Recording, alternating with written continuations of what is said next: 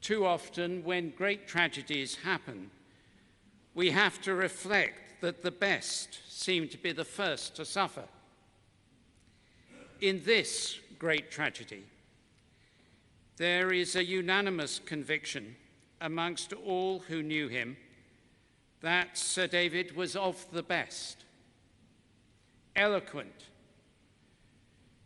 contributions in both the House of Commons and the House of Lords have spoken of his exceptional character, a friend to his constituents and to his constituency, a wholehearted supporter of causes from the now achieved city status for Southend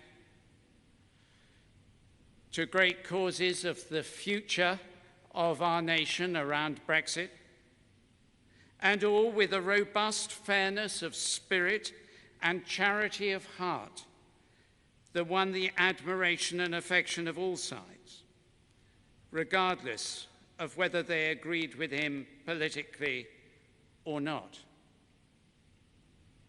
It was a charity of heart that came from his deep Catholic Christian faith that was mentioned so often by so many in the Lords. He was of the best, and his name will be remembered with Airy Neve, Robert Bradford, Anthony Berry, Ian Gow, Joe Cox, those MPs murdered since 1945, and others like Andrew Pennington, who have died in the course of public service. Public service in politics is a sacrifice that should be honored and respected, even when differences of opinion run very deep indeed. David showed that. Sacrifice is the rent paid to liberty by those who represent us. But when the cost is seen so visibly, with such demonic horror, what do we say so that we may comfort the grieving and be resilient in tragedy? First, that the light lit by public service, by you all and your colleagues, must never be put out, even in the darkest moments, and especially for Julia and David's children. This is as dark as could be. Light continues. In our first reading, we heard the words of the prophet Isaiah speaking to defeated Jewish captives held in slave labor camps outside Babylon. Their king was overthrown, their temple destroyed, their leaders scattered to the winds.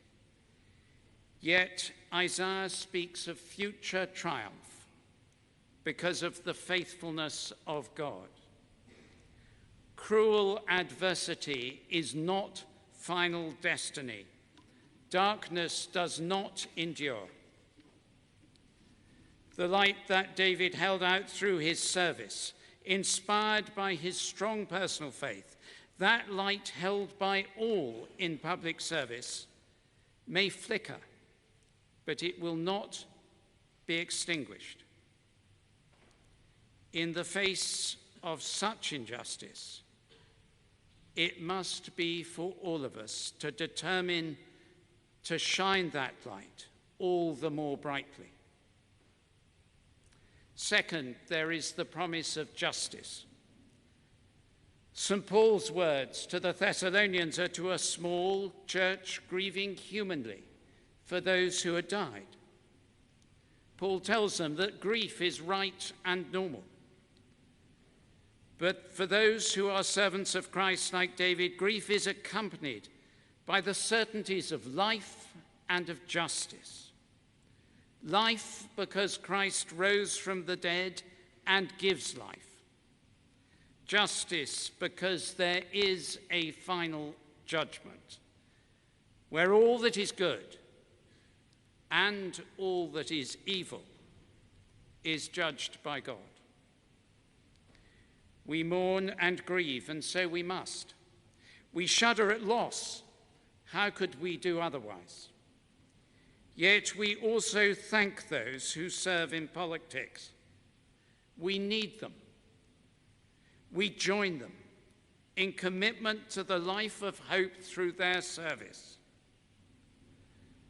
a service to which all are called to emulate David in kindness, humour, grace, and simply sheer goodness. Above all, we hold to the Christian certainty of life, to the joy of justice done.